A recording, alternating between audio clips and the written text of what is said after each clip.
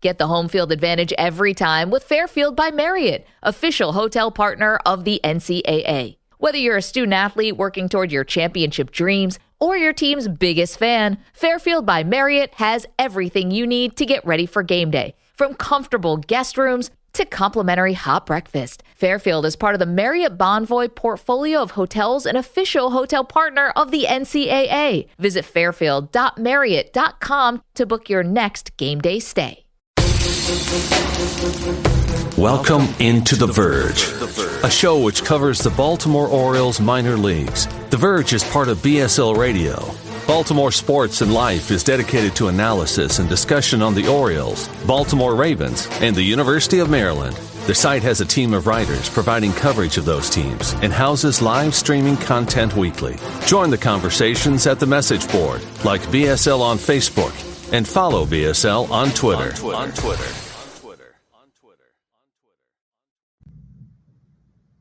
Want to make a podcast? Spotify's got a platform that lets you make one super easily, then distribute it everywhere and even earn money, all in one place for free. It's called Spotify for Podcasters, and here's how it works. Spotify for Podcasters lets you record and edit podcasts right from your phone or computer, so no matter what your setup is like, you can start creating today. Then you can distribute your podcast to Spotify and everywhere else podcasts are heard. Video podcasts are also available on Spotify. With Spotify for Podcasters, you can earn money in a variety of ways, including ads and podcast subscriptions. And best of all, it's totally free with no catch. Ever since we discovered Spotify for Podcasters, we feel like having options like video podcasts and Q&A lets us be more creative on another level. I highly recommend you give it a try. Download the Spotify for Podcasters app or go to www.spotify.com/podcasters to get started. Hello and welcome to today's On the Verge Daily. I'm your host, Bob Fallon, recapping the games from Wednesday, June 29th. And there was a lot of offense to get to, and a little bit of pitching. So let's start with the top of the Orioles organization, which is absolutely loaded starting this week. Norfolk Tides defeat Gwinnett Stripers 9-5. And this offense was working 9-5. Let's see. Eeny, meeny, miny, mo. Who's the star of the game today? Let's go with Jordan Westberg. 2 for 4 with a run, 3 RBIs, his 8th double. His 6th home run was also hit by a pitch. He went 0 for 5 the day before as Gunnar Henderson hit for the cycle. And he's like, not anything you can do, I can do almost as well. He's now batting .350 with an 1100 OPS. Terran Vavra, he's like, all these fancy new names in the lineup. Don't forget about me. I just need to stay healthy, and then I will be in the Major League lineup B. He was 3 for 5 with 2 runs, 2 RBIs, and 2 doubles. He now has 9 on the season. Gunnar Henderson followed up his cycle with a 1 for 4 game, a walk, and his 3rd stolen base. So that'll do.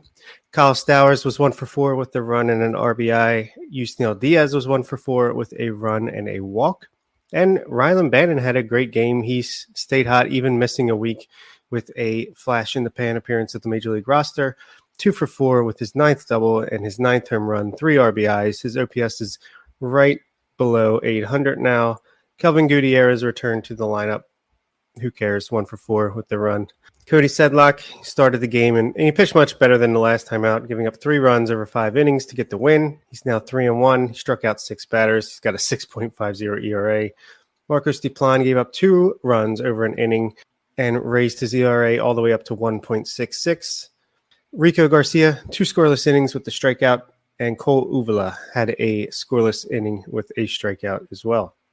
Rejuvenated Bowie Bay Sox, they took out the Richmond Flying Squirrels 12-1. 5 Bowie batters were hit by pitches in this game, so that's pretty annoying. Maverick Hanley was hit by 3 pitches. He also stole his 4th base, walked, and scored a run. Colton Cowser was hit by a pitch, and Connor Norby was hit by a pitch. Norby was also 1 for 3 in the game with 2 runs, a walk, and his first Double-A double. Cowser was 0 for 2 with 2 runs and 2 walks, and he has yet to strike out. Over 10 plate appearances at Double-A. If he keeps that strikeout rate up, he's going to be a problem. Cesar Prieto, 2 for 5, the star of this game, 2 runs, 5 RBIs. He had a grand slam, which was his 2nd home run in Double-A, as well as an RBI single. He's just happy to have his friends back. in the lineup with him. Joey Ortiz was 1 for 4 with a run and a walk. Hudson Haskin was 1 for 4 with a RBI and his 13th double. Andrew Dasbach, I talked about it last week that he started incredibly slow last year and then kind of blew up in the second half to get back on everyone's radar. And he might be doing the same exact thing again. I mean, he was only 1 for 5 in this game with the run and 2 RBIs, but he's been hitting the ball really well of late, and he's got his OPS up to 744. JD Mundy has been super quiet all season long. Finally has a bit of a breakout game here, 3 for 4 with 2 home runs and 4 RBIs, giving him 6 homers on the season. He's still only batting .222 with a 672 OPS, but 3 months left to go in the season, or 2.5, I guess.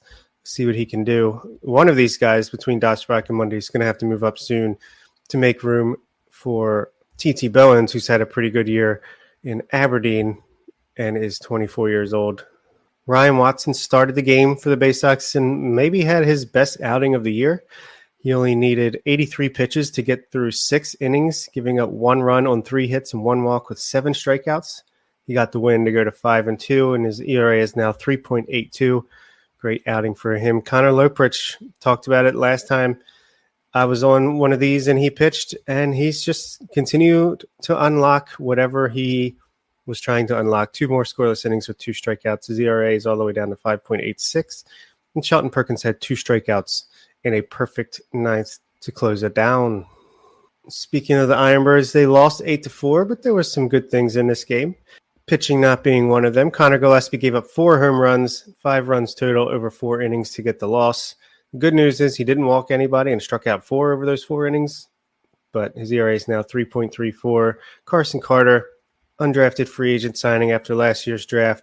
He's just a body. He gave up 3 runs over 3 2/3, and then Nick Richmond struck out a batter over 1 1/3. But offensively, Colin Burns led off and was 2 for 5 with his 3rd home run. That gives him 2 home runs in his last 3 games. All of a sudden, maybe the Brian Roberts-esque hitter, has put in some contact lenses, and now the power's starting to come, just like it did for B-Rob. He's batting .271 with a 724 OPS. John Rose just continues to be steady, and I think he just needs to stay healthy for another couple weeks, and he'll be up in Bowie with his friends as Heston Kjerstad gets promoted to Aberdeen. We'll see. He was 1 for 3 with a run and a walk. The previously mentioned Bowens was 1 for 4 with his 4th home run. It's kind of crazy he only has 4 home runs, considering just how big he is and how much power he showed last year. I would imagine when he's in Bowie and out of this depressed offensive league and home stadium, he'll show that off a little bit more. Rehabbing, Shane Fontana was 1 for 4 with a stolen base. Billy Cook, who I just trashed kind of, unfortunately, in my last Down on the Farm column, of course, goes 2 for 4 with a home run, his 5th. Davis Tavares had a walk, and Wilkin Grullon was 1 for 3 with a walk. Ryan Higgins was 0 for 4 with 2 strikeouts in his high A debut. Delmarva Shorebirds got crushed by Fredericksburg, but they still had 13 hits in the game, put up 4 runs, plenty of offense to talk about. Luis Valdez, this kid is fun to watch. I hope it continues to improve and stick around in the organization. He was 4 for 6 with a run and his 34th stolen base, now batting .263 with a 6.68 OPS. Heston Kjerstad, ho-hum, another 1 for 3 with a run and a walk. He's batting .423 with an OPS over 1,000. Yada, yada, yada. Elio Prado, 1 for 4 with his 2nd double, 2 RBIs and a walk. He's continued to impress. Trenton Craig, 1 for 4 to stay steady. Frederick Ben Cosme, 2 for 5 with an RBI. He's now batting .367, and the sample size is getting bigger. Love to see it. He is now up to 67 plate appearances, and he's got a .367 average with an .807 OPS. Pretty awesome for the super young kid. Isaac De Leon was 1 for 4 with a walk. Roberto Martinez was back with the Shorebirds. Didn't realize that, but he was 2 for 5 in the game. And Creed Willems was 1 for 5 with a run. The pitching is where there were some issues. Connor Grady got the loss to go to 3-5. He gave up 6 runs, 4 earned over 2 innings. He's got a 6.51 ERA. Joel Benitez gave up 3 runs, 2 earned over 2 innings with 3 strikeouts. Hector Perez, who's a 26-year-old that the Orioles signed to a minor league contract in May, looks like he's working his way back either from a minor injury or just building himself up. Not sure what they see there, but obviously it's something. He pitched 2 scoreless innings with 2 strikeouts. Angel Vargas gave up 6 runs over a third of an inning. 4 were earned. And Alejandro Mendez gave up no runs allowed over 1 2/3 of an inning to lower his ERA to 9.74. And today is the final day of June, so it's time for these guys to make their final impressions on the first half of the season and see who's going to be the stars of the month. Put a exclamation point on it. It's been a really good month, I think. In AAA, Michael Baumann getting his 2nd start in a row. Maybe they are stretching him out there, or maybe he's still just a placeholder. I don't know, but it'd be interesting to see how he does. Down in Bowie, we're going to have Noah Denoyer getting the start. That's exciting that he's been shifted to the starting rotation as opposed to coming in for 3-4 innings of relief. In Aberdeen, Peter Van Loon looks to continue his perfect record of the season. And Davy Cruz on the mound to start for Delmarva tonight. That's a great pitching lineup, and we know the offense and what it's capable of. So I'll be back tomorrow morning to recap those games. And as always, thanks for listening, and thanks for being a patron.